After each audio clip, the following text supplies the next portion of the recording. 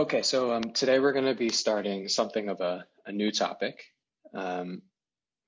although the motivation is related to what we've been discussing. So we've been discussing the fundamental group of space X. And let me remind you some of the things we've shown so far. We've done several computations. So we showed that Rn and Sn, at least when n is at least 2, these have trivial fundamental group. Last week, the big computation was that the circle has fundamental group Z, and we saw lots of applications of that. And well, in particular, one of them is that the torus has fundamental group Z squared. So this is just the tip of the iceberg of fundamental groups that we want to be able to compute. So here's some more computations that we're going to be able to do soon. So we'll see that RPN has a fundamental group Z mod 2Z. I think maybe I discussed some intuition for this in the case of when case n is equal to 2 previously. The Klein bottle will prove its fundamental group has the following presentation.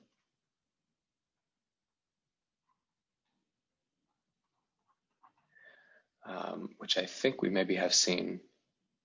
A couple more. So the wedge of two circles, and this is the figure 8 space, will show that its fundamental group is a free group, the free product of Z with itself, which is different from the direct product of Z with itself. The direct product is abelian, the free product is not. And then, well, one other type of example that we'd like to be able to say something about is knot complements. So you take some knot in R3 and, well, how can you compute the fundamental group of such a thing? So this type, well, some questions related to this were on homework 6. Okay, so this is the done column, and this is like the to do column. So this is right, and so what we're going to do next is develop a systematic way to compute fundamental groups, and the new tools will be triangulations,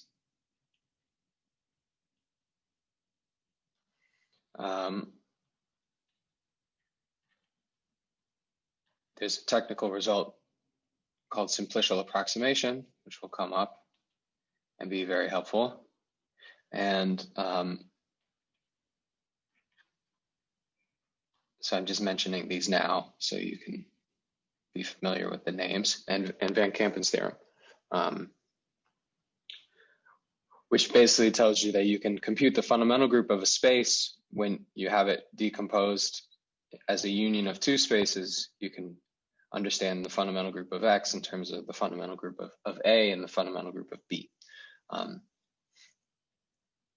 Okay. Okay, so this is just a little brief overview of where we're headed. So I want to start with simplicial complexes and triangulations.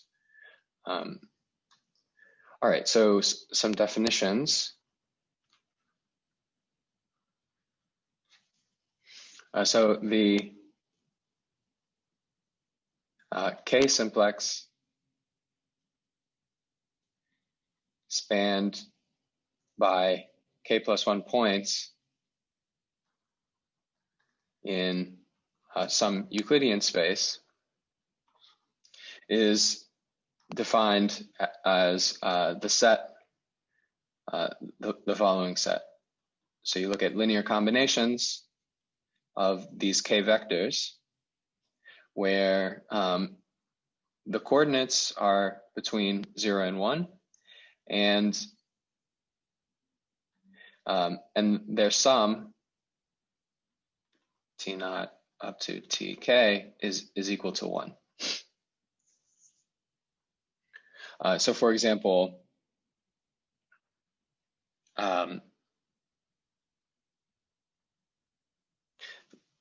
if we take 2 points in R2, excuse me,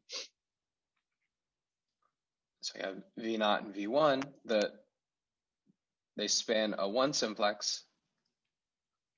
So in this case, the set is, well, so it's T naught,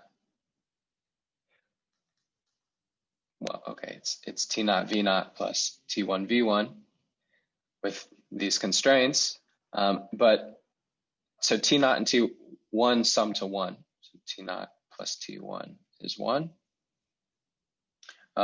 which we could also write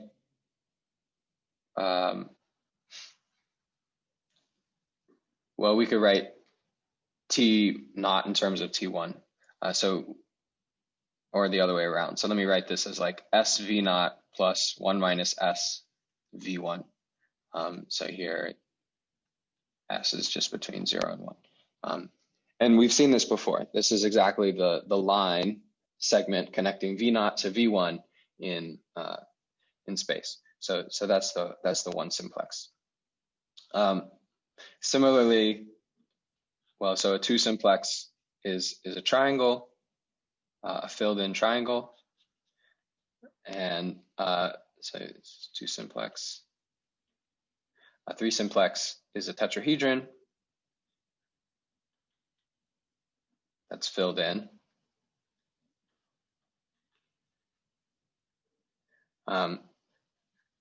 And so on. And maybe I should mention a 0 simplex is just a point.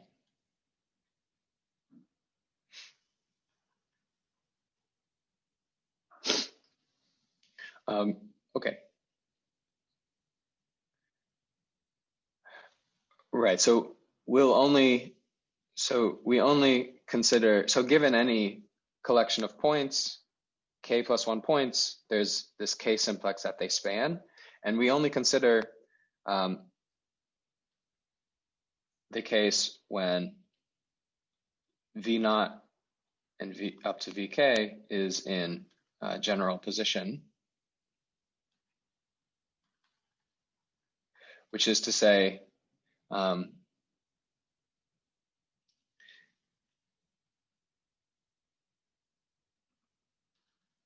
these points are not contained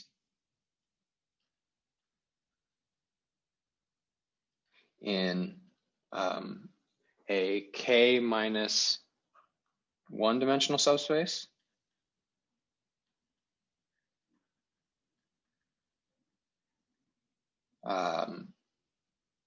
Subspace, possibly affine. Let's see, plane. Let me just say that.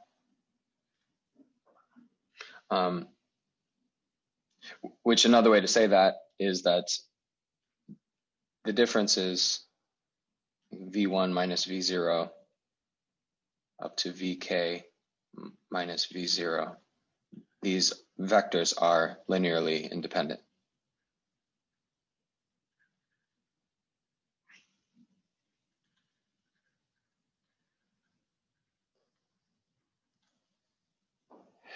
Okay, this is kind of a minor point, but something to keep in mind. Okay.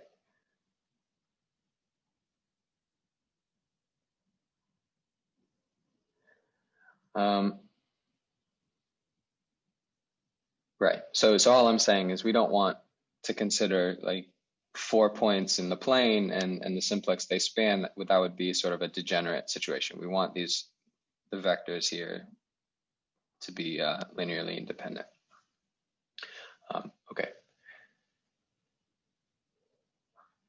So a next definition, which I'll say it as an informal definition of a simplicial complex. So the basic thing is we want to build up spaces out of simplices. And right, so a simplicial complex.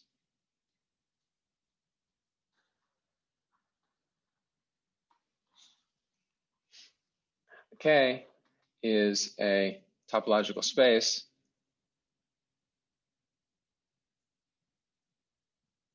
obtained from gluing simplices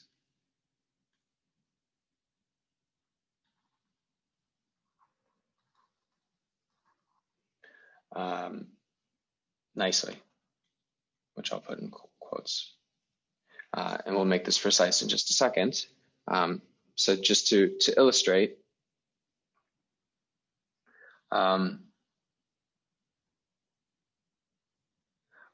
well, yeah, so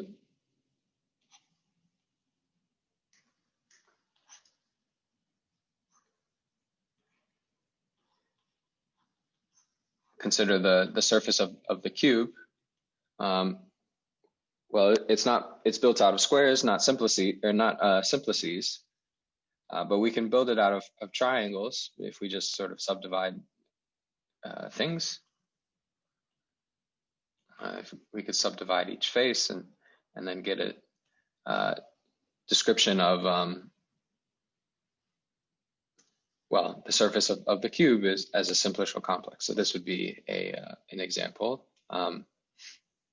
But you can have, I mean, okay, so there's lots of things you can do. So let me just draw another picture. So you have just some vertices, edges. You might fill in some faces here. It doesn't have to be connected. It doesn't have to be have every simplex filled in. So this could be a triangle not filled in, and so on. Let me just mention a couple of things. So these are examples. So some non-examples, which will explain roughly what I mean by nice. So the simplices should be glued in a nice way. So you don't want, this type of picture would not be allowed. You can't glue two simplices along just a part of their boundary, a part of an edge. If you glue them along entire edges. Another thing which might seem innocuous, but we don't want, is the following example. So here we want a simplex in K to be determined by its vertices. So here we have two simplices. We have these two edges that have exactly the same vertex. So this is not allowed. But right. Okay. So now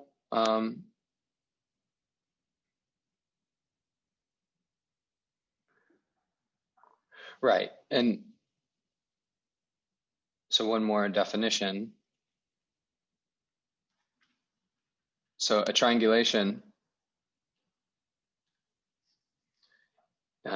of a space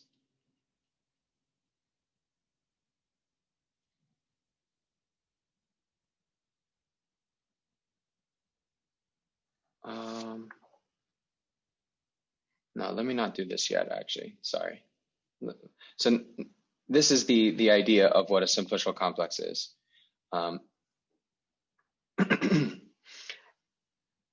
So now let me give you the more formal definition. And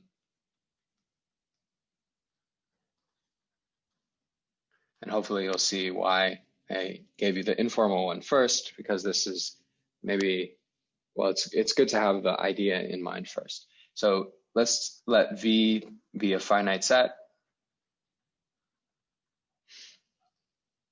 These are going to be the vertices. So a simplicial complex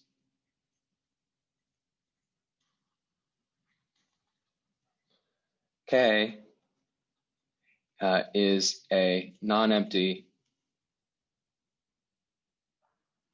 well, let's say K with vertex set V is a non-empty,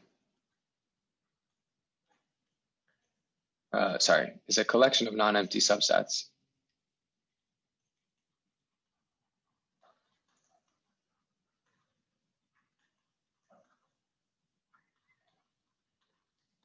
of V that includes, so it has to include every vertex as a singleton for V and V. And the other property is if X is in K,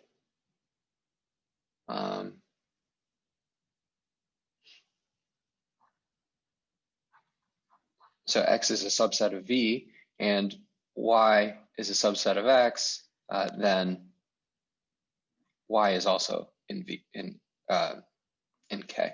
If X is in K and Y is a subset of X, then Y is also in K. So here we're thinking of K as a subset of the power set of V, and it doesn't include the empty set. And it has this property. So it contains all the vertices, and it's closed under taking further subsets. So let me give some examples. So first, let me remark that so this notion of simplicial complex. K is not a space here yet.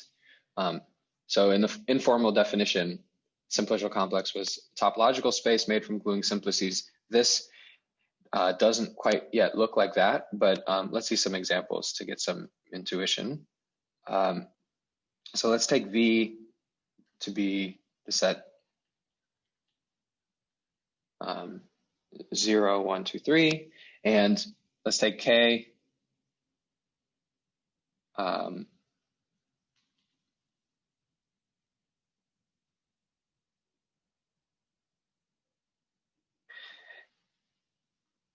let's take as elements of K.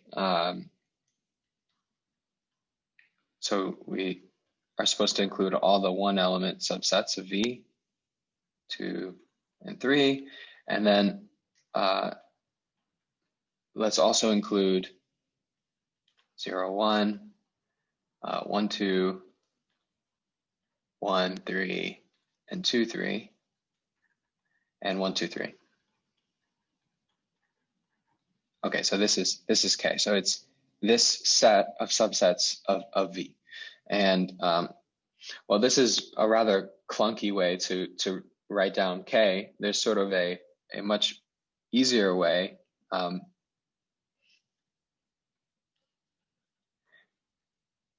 So you think of V as a collection of vertices, and each of the subsets that we include gives us either an edge, a face, or a higher dimensional simplex. So here we have 0, 1, means there's an edge there. 1, 2, 1, 3, 2, 3, and then there's the triangle spanned by 1, 2, and 3. Okay, so this is, well, K is this set, but this is sort of what you should be thinking of as K. And we'll make that precise in a second with the notion of geometric realization. Maybe one more example.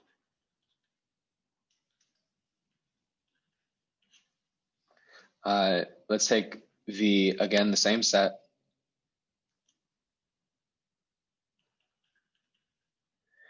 and L, the simplicial complex, where we include everything. Sorry. No, there's one other thing I wanted to say about this example. Sorry.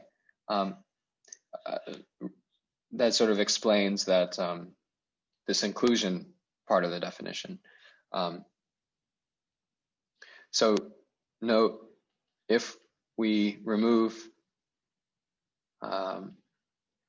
0, 1 from K, that's like removing this edge, then we still get a simplicial complex, but not if we remove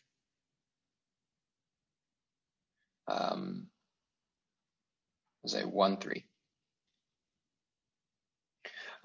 So if you remove 1, 3, then, well, you can't remove 1, 3, because then this condition of being closed under taking subsets isn't true, since as soon as you have 1, 2, 3, you have to have all of its subsets. So you see you have all of its subsets. Okay. All right.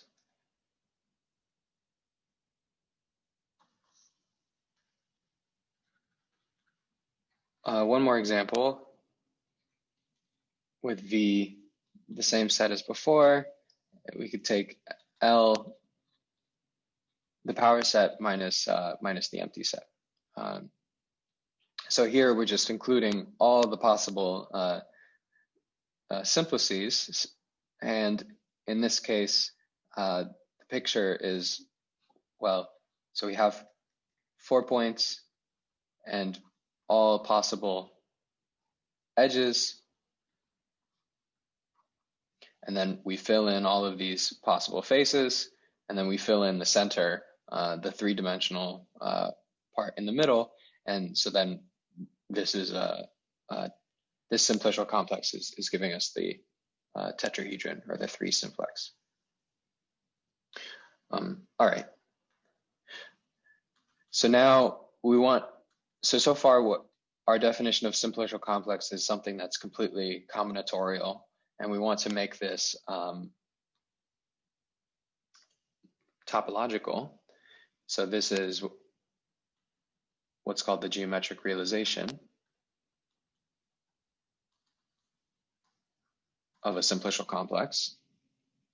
So let's take K, simplicial complex.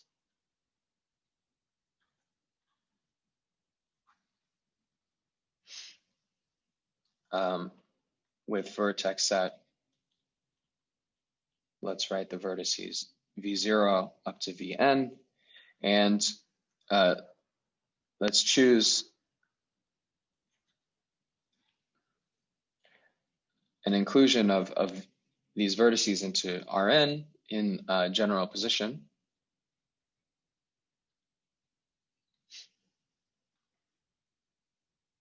So for example, you could choose V0 to be the origin and V1 up to Vn, the standard basis vectors.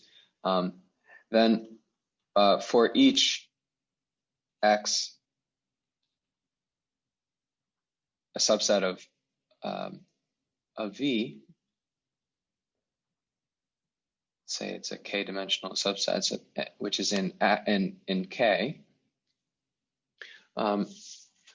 Let's let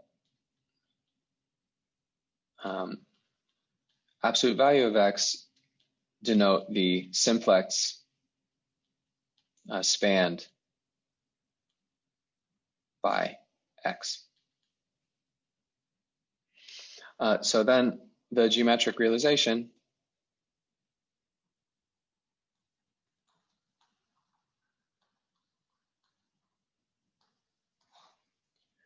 of K is the set, which we'll write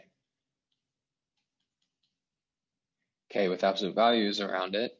It's the union of all of these simplices. So this is a subset of Rn, and we topologize, we give it the topology, the subspace topology.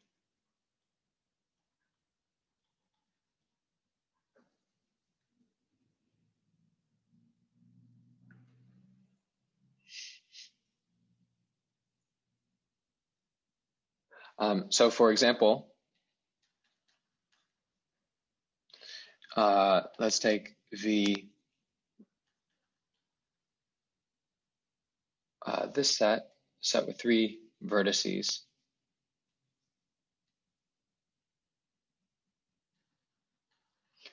And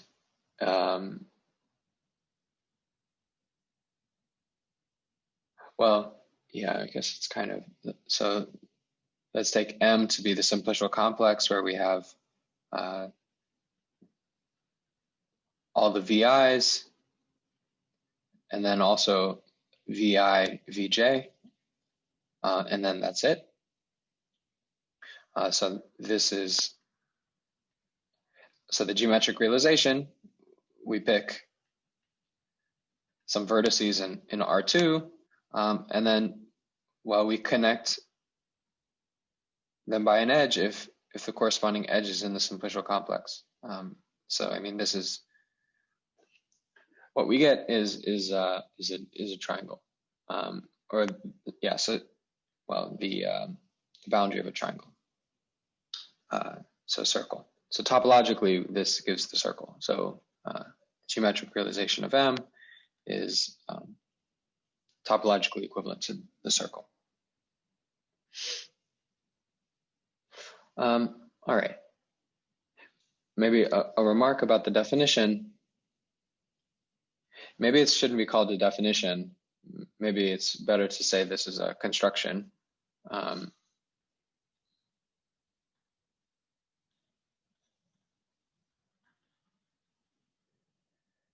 But the remark is that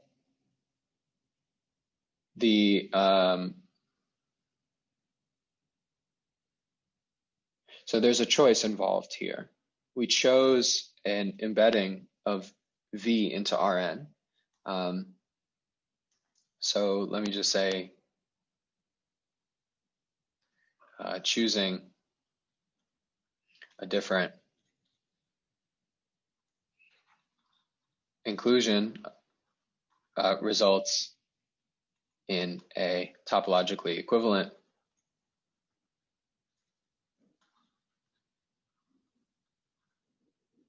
space. So, I mean, you think about the example we just did. So we chose 3 points and then connected them by edges. And well, I'm sure you believe, and if you don't, you should prove it, that if you chose any other 3 points and connect them by edges, you get something topologically equivalent. Okay.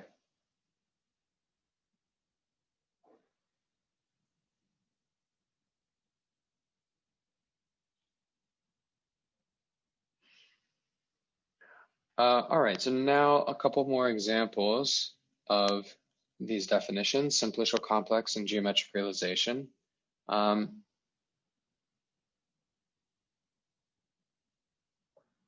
So here's a construction. So if K is a simplicial complex,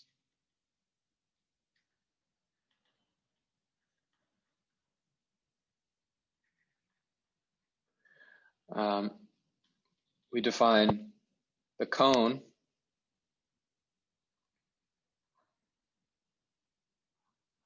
on K. This is the simplicial complex. So this is simplicial complex with vertex set. So let's say K has vertices V, and the cone will have vertices V together with 1 extra vertex. And so the cone, its simplices are, you have all of the simplices of K together with, let's say, so all subsets containing star. So for example, if K is is this simplicial complex, then the cone, I guess I should write C of k. So we just add one new vertex star. We have all of the original simplices, and then we add a new simplex for every simplex containing star. So that includes this face. So this is what we get. If we were to take K to be the simplex or the simplicial complex that gives us the circle, or this particular one, then the cone is literally a cone. So again, you just add a new vertex and then you connect everything to that vertex. And all of these three side faces are filled in. But the three-dimensional face isn't filled in because it doesn't have this top face is not part of the simplicial complex here. Okay.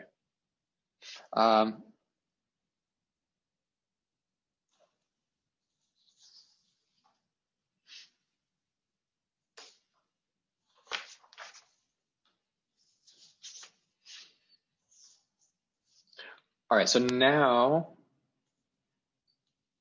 there's a lot of definitions in this lecture, which we need to get us going, but okay, so let's see. So just one more? No, there's several more definitions. Sorry, so the next definition, so I want to talk about triangulations.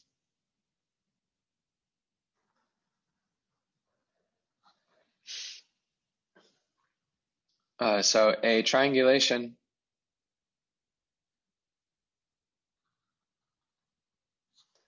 of a space X is a simplicial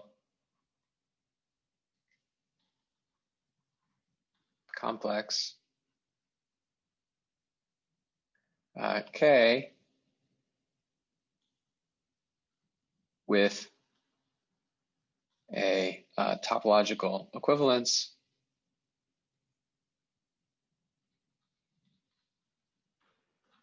between its geometric realization and X. So we say that this example here gives a triangulation of the circle, since the geometric realization is topologically equivalent to the circle. So ultimately, we're interested in studying topological spaces and doing that by finding triangulations and working with those. So for example, some examples. So the Mobius strip, we can triangulate this in the following way. I mean, there's lots of ways to do it.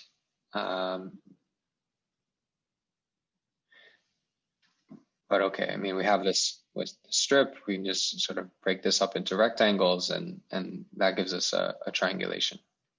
So we have these vertices and these edges, and then these faces, 1, 2, 3, and 4, and 5, sorry.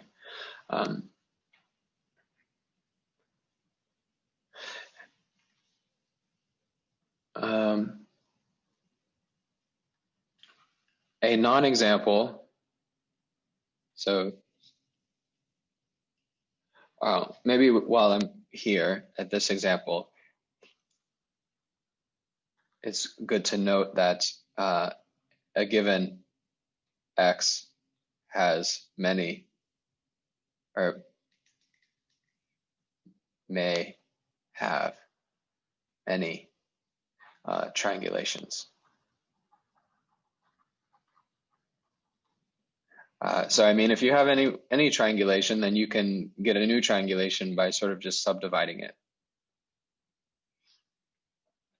Okay, so here's a new triangulation. On the other hand, it's worth noting a given X may not have any triangulation.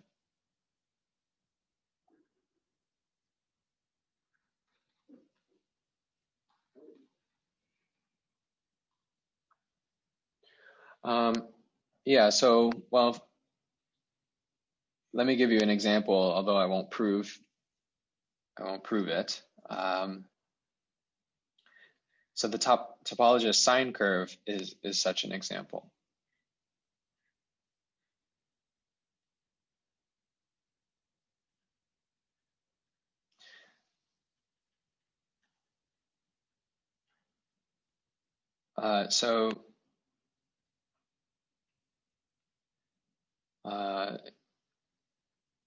So the claim is this has no triangulation.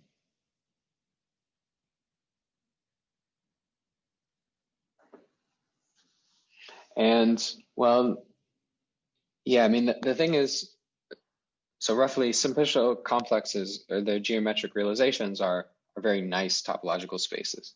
They have nice properties like they're, well, I didn't use these words before, but they're locally connected, locally contractible.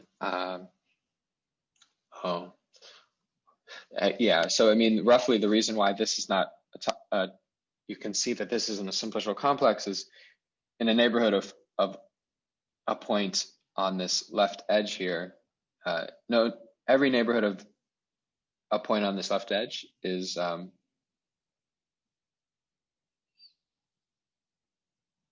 if you take small enough neighborhoods, you always get something that's not connected.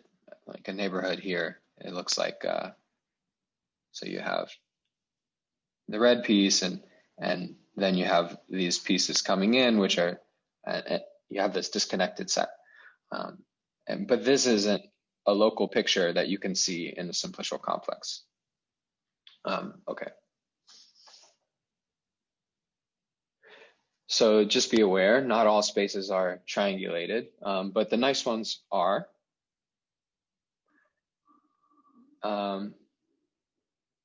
So another example, let's give a triangulation for RP2.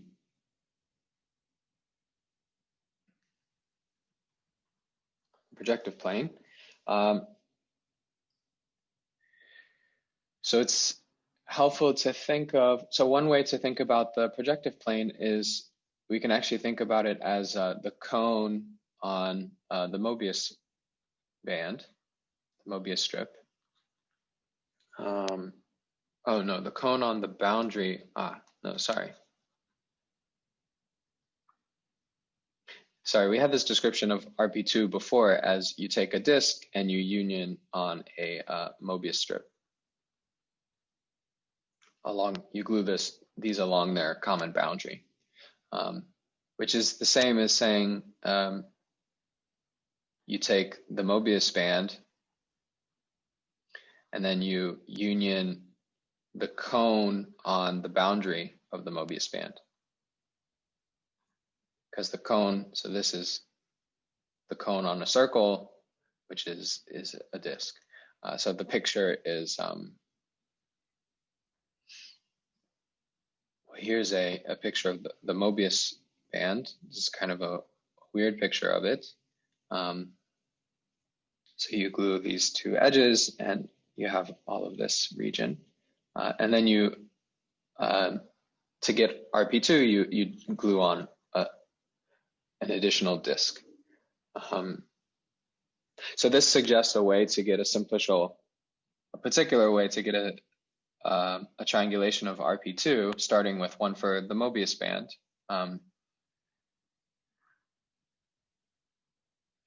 So let's do it this way. So we can triangulate the Mobius band kind of as before. So these vertices, you have 1, 2, 3, and then they repeat 1, 2, 3. And then we can pick some other ones here. Let's do like this. I think this is enough.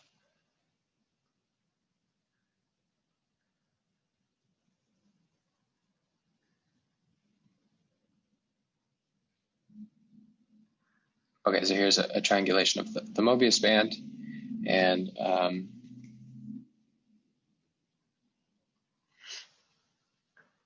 right, we're supposed to take the cone on the boundary, which means we add, so the boundary here is this circle, and so we add a single new vertex, and then we connect that to everything on the boundary. And so, okay, so this is a triangulation of the Mobius band. Although I guess we didn't even need to do that. We could just take, here's a single triangle, and this would also be a triangulation. Okay.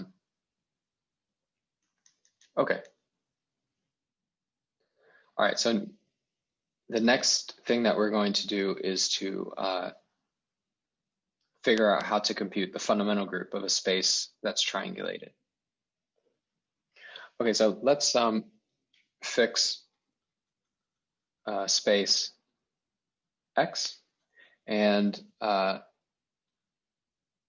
let's also fix a triangulation. So we fix a simplicial complex K, and the geometric realization of K is topologically equivalent to X. So we start with this setup. So recall that we proved that the fundamental group is a topological invariant. And so we know that the fundamental group of X is isomorphic to the fundamental group of the geometric realization of K. And so what we want to do is to compute the fundamental group of this simplicial complex in a combinatorial way.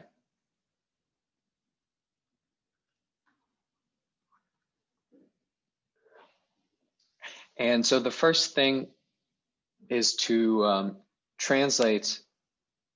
So the fundamental group, it's loops in a space up to homotopy, and we want to translate those things into combinatorial notions. So a few definitions. So an edge path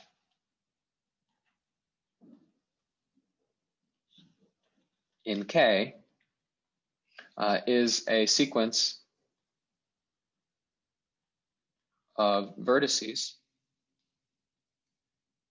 say like U1 up to UD, so that for each I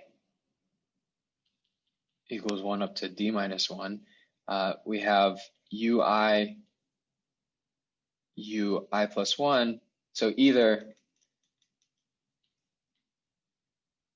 UI is equal to UI plus 1, or UI and UI plus 1 form an edge of K.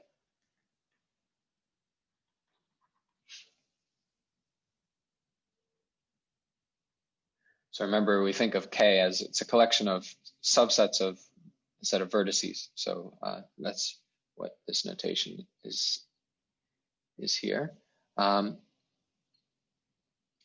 And if so, an edge path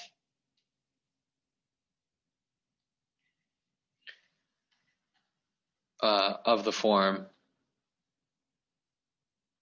that starts and ends at some vertex is called an edge loop based at P. And okay, so now we have a notion of path and loop for a combinatorial for a simplicial complex. This is a combinatorial thing, so we just insist that the paths only go through vertices and edges. And next we want a notion of homotopy. So we say two edge paths are equivalent if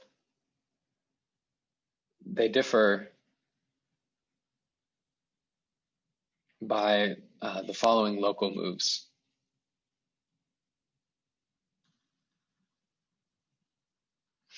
So you can, if you have a vertex that's repeated, you can just replace this with the vertex appearing once. If you have this pattern, you can replace this with just U. And if you have UVW, you can replace this with UW if U, V, and W span a triangle in K. Okay, so the picture, so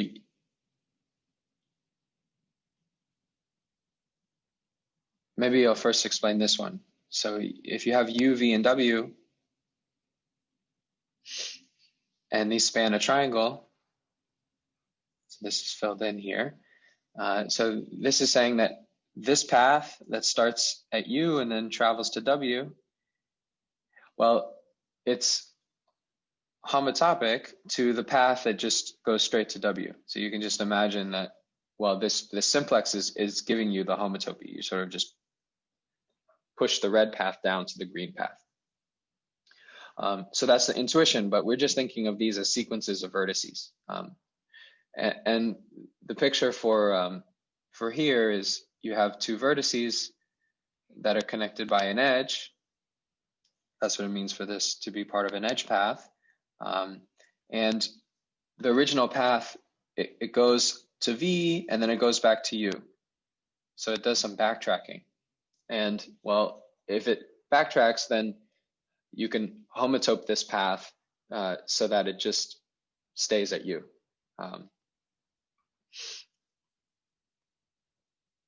Right, and then here you're just staying at U for twice the time, so it's homotopic to, I guess, just standing at U for one time unit. This is all intuition, but the definition is just you can do these moves to edge paths to get equivalent edge paths. So let's see an example.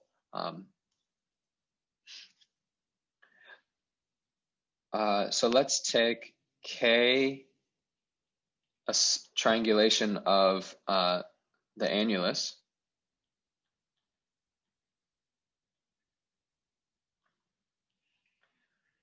So let's just draw something. So let's do like this.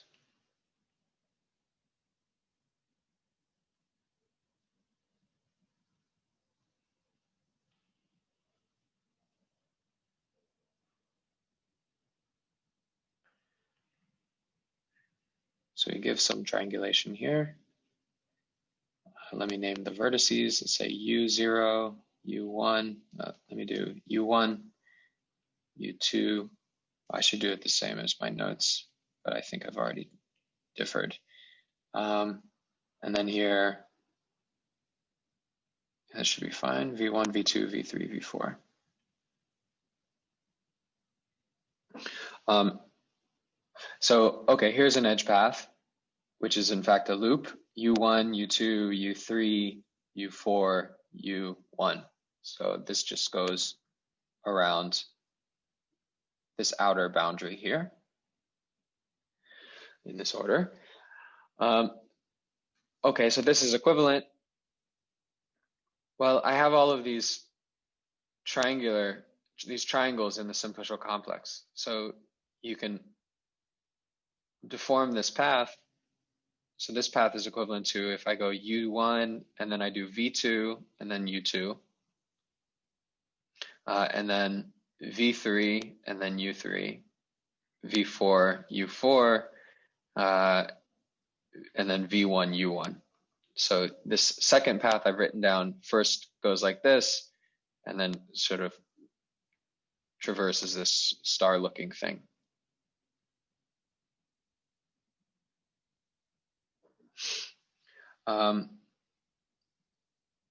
But again, so I can change this path even further.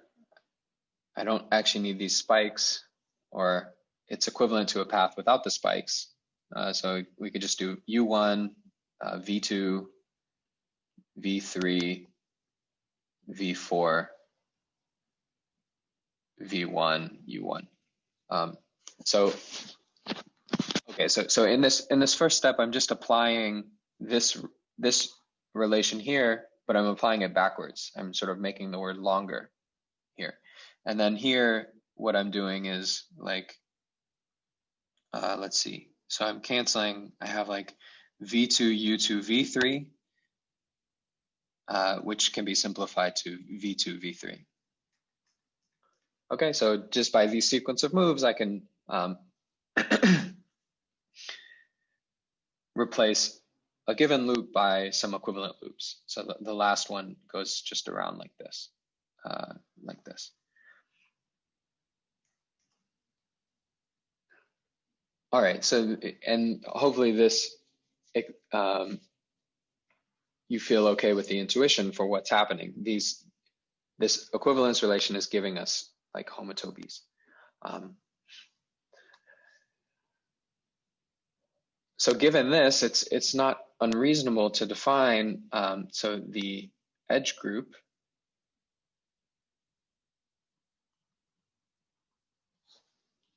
of a simplicial complex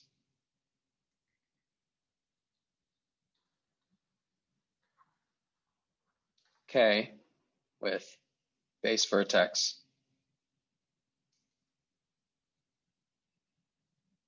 P.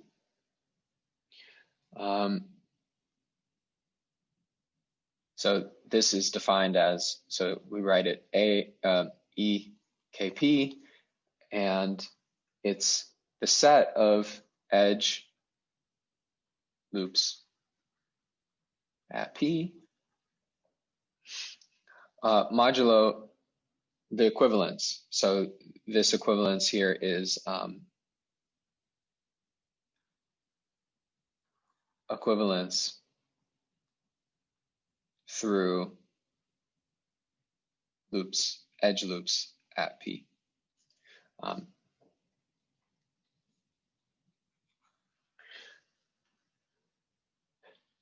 And here the group operation, so this is a group. Yeah, so, right, so this is analogous to the fundamental group, but now we're doing everything combinatorially. We just look at edge loops, and then we have this equivalence relation, which is capturing homotopy. The group operation, again, is concatenation. So if you have some loop P starting and ending at P, in its equivalence class, you multiply with another one, another loop.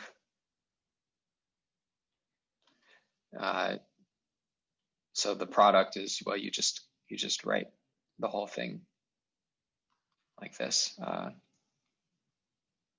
guess you don't have to repeat P twice, given our relations, so you can write it like this. Okay, so you just do the first loop and then you do the second loop. So this has an identity element, which is just given by the class of the constant edge loop that just stays at P. Inverse, we need to check their inverses. So the inverse of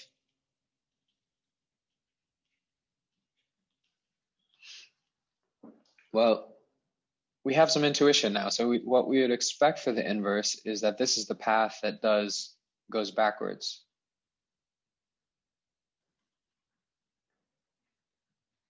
And indeed, this is the case. Let's just check this in an example. Let me make some space here. Nope. Let me move this up. Let's see if I can move this too.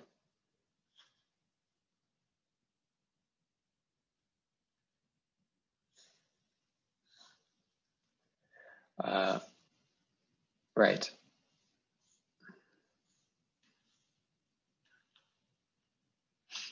So for example, well, if I do, right, so I guess, yeah, so let me just do a small example to illustrate. So I have this loop, and then I do it backwards and multiply. So I want to see that this is equivalent to the identity element.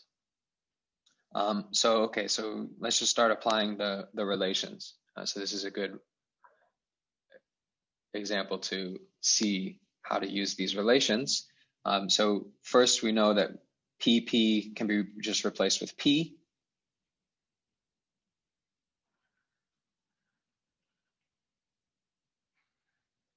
And now we see some backtracking here. So this is the same as P, U1, U2, U1, P. And again, there's more backtracking.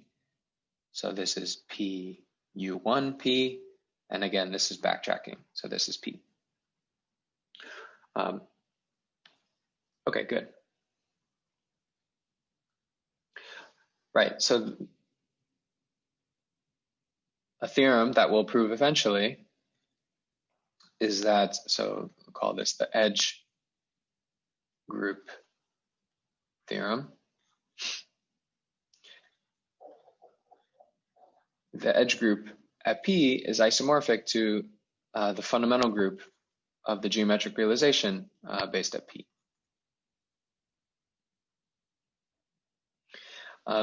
So this is what one hopes, what you would guess. I mean, this is sort of the fundamental group was motivating how we defined this edge group. And the key here is, so the reason why this is so nice is that this left-hand side, this is combinatorial.